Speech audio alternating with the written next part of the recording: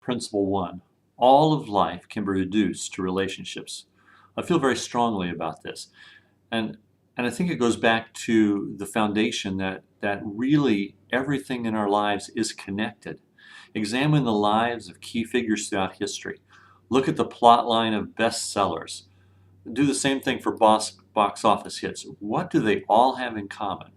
And the answer is going to be relationships.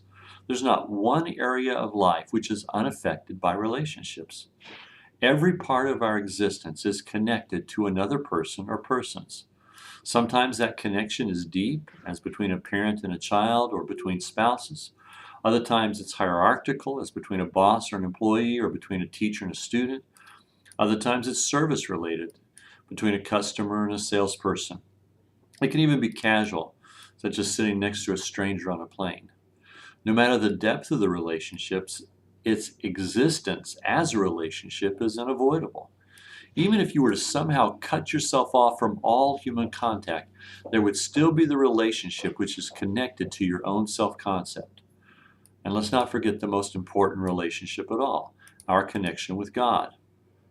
My individuality is defined by my relationships. One person is described as grumpy because their interaction with other people is typified by their complaining attitude. Another person is described as generous because of their inclination to freely share what they have with other people or worthy causes. Think of the ways that you are described and the ways that you describe people, and you'll discover that most of them have to do with how they or you interact with others. Words like kind, loving, negative, hateful, rude, obnoxious, faithful, friendly, caring, sensitive, interesting, funny, cold, distant, shy, gregarious, outgoing, mean, spiteful. Most of our descriptors, which go beyond the physical characteristics, are expressions of who we are in relationship to others. We're designed to be in relationship. Our very nature demands contact from another from the very earliest days of our lives. In fact, accepting my need for relationships and actively engaging in building healthy relationships can contribute to my health. The opposite is also true. Poor relationships contribute to poor health and personal dysfunction. When we are nurtured and cared for by another, we increase and become whole persons ourselves. Relationships are our thermometer for spiritual health. The quality of our relationships with other people is a direct reflection of how much we love and honor God, regardless of what we say. Grudges, hatred, revenge are not part of kingdom living. 1 John 3:23 says, "And this is his command, to believe in the name of his Son Jesus Christ, and to love one another as he commanded us." Petty quarrels, arguments, hurtful comments, gossip, betrayal, all evidence disrespect for God because it disrespects those who are made in his image. When we have broken relationships with others, no amount of spirituality or religious behavior can overcome the loud noise of that broken relationship.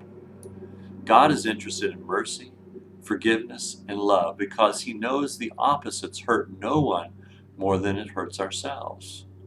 Letting go of the hurt may not be easy, but harboring the pain is like a cancer which eats at the soul, destroying all the healthy cells, relationships around us. Once we have confessed Jesus Christ as our Lord, there is nothing more important to God than how we treat each other. Let me repeat that. Once we have to confess Jesus Christ as Lord, there is nothing more important to God than how we treat each other. The challenge is to take the ownership for the quality of our relationships. Changing the world usually starts with changing me. And the greatest area in which I can make a change is for me to assume responsibility for the quality of my relationships. If they're poor, don't blame. Do something about it to make them better. If they're okay, figure out what I have to do to make them great. And if they're great, don't take them for granted.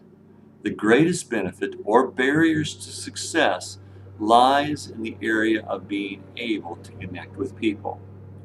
I don't want to have to go into a grocery store, for instance, and see someone down the aisle and think, oh, Mo, I have a bad relationship with them, and see if I can avoid them.